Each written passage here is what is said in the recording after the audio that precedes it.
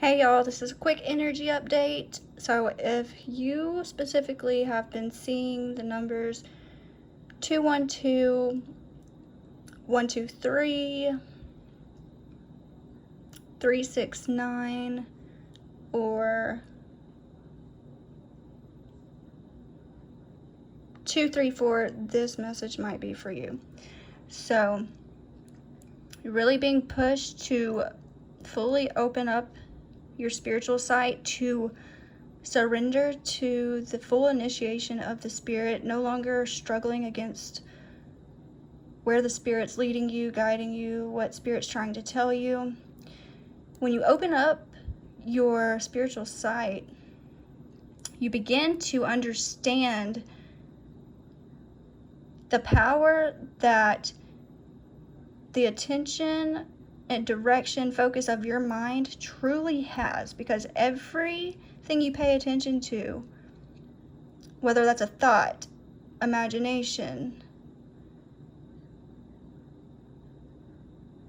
just focusing your mind in any one area, you will begin to understand that you are summoning forth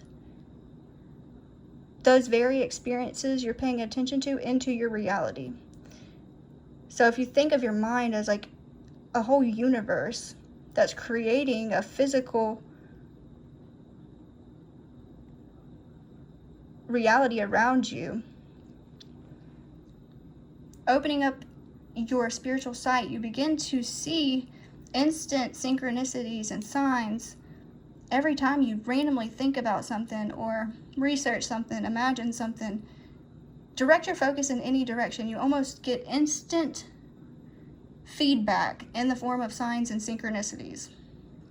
And when you come into this space, that's truly stepping into a power place where you're in a whole new understanding. And if you utilize this space to your advantage, you're truly able to shift your entire paradigm. Opening your spiritual sight, exercising your spiritual sight, using your spiritual sight is exactly what enables you to create a whole new world for yourself. If you think of your mind as a bridge connecting one point A to point B, it works in the same exact concepts of how a bridge would operate, getting you from one place to the other. There are no coincidences. Everything is connected. So when you think about something and then you're receiving signs and synchronicities automatically about it, that's showing you what you've been paying attention to, what you're feeding your time, energy, and attention towards. So if you use your signs and synchronicities as your compass rather than going down rabbit holes trying to figure out the meaning, when you are the one that's creating the feedback to what your mind has been harnessing. So once you step fully into your spiritual sight, recognize your mind's power, your energy power, your magnetic natural essence, your multidimensional essence. You're very magnetic. So anything you pay attention to, think about, imagine, you draw forth like a magnet. So in this sense, anything can happen within a second of time. So you could be in one space perceiving things in one way, and then that can keep you in one timeline, perceiving things like you always have, expecting things to play out as you always have. Or what I like to call the quantum gap. You can tune into this tiny space between two paradigms, between two timelines, the old and the new. If you can remember to tune into this quantum gap where you pause and choose to shift your perception, your thoughts, your visuals in a whole new dimension, world, or timeline where your energy is now adding momentum to a new experience, a new timeline you'd much rather desire to thrive in, you can easily shift into a whole new timeline within matters of seconds. Because at the end of the day, all physical matter responds to faith and words. So again, spiritual sight is all about walking by faith, not by sight. Trusting your intuition, your subtle senses. So whatever you believe and have faith in to be true is what shows up in your reality. The words you speak becomes the house you live in. So this is highly important to remember your true aims. What is your target? You need to understand the power your words hold. Every word you speak is casting a spell. You are inviting forth an experience through your conversations, through your thoughts, through your text messages, through the stories you play on a loop in your mind. And that's where you must really come into full ownership, responsibility, and accountability for that which you are co-creating. If you don't want to co-create something, you don't pay it attention. So the writing on the wall is yours, and up to you to accept you played a role in what's showing up around you through your words, through your thoughts, through your expectations and beliefs. As above, so below.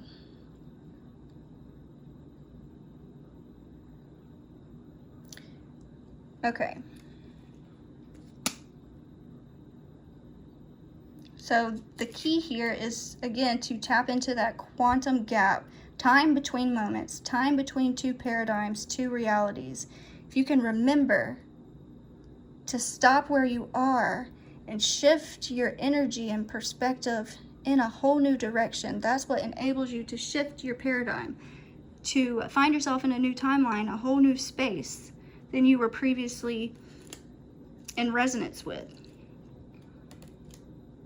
Because whatever you, the dreamer, you are a dreamer in this world of dreams appearing around you.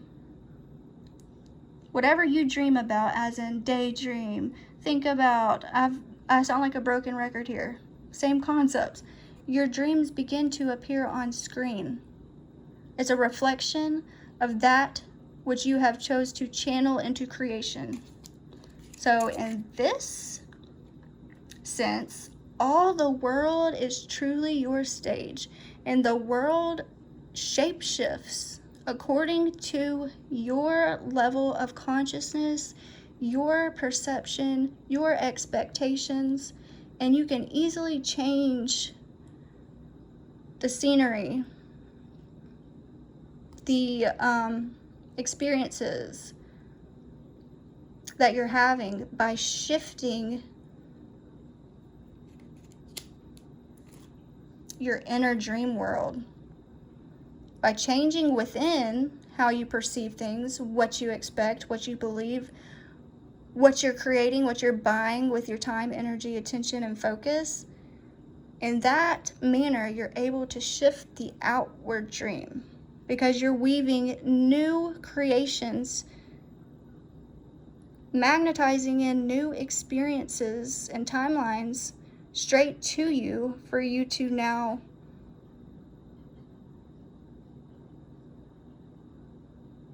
be in a new space where your change in frequency and resonance is attracting an equal vibrational match, okay? So it's up to you to change your inner state to shift the outer state.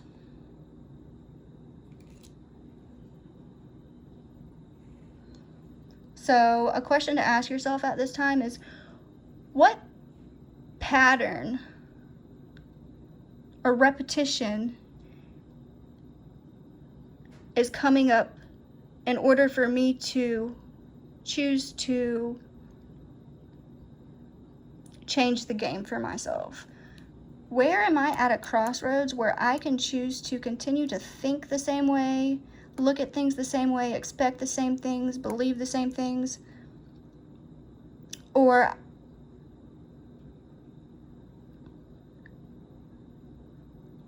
opposing to that, if I choose to think slightly to the right or slightly to the left, to widen my perception and open my mind to a new way of looking at things, understanding things, new beliefs that support where I truly desire to be and thrive. If I expand past my previous limitations of this place I feel I've outgrown,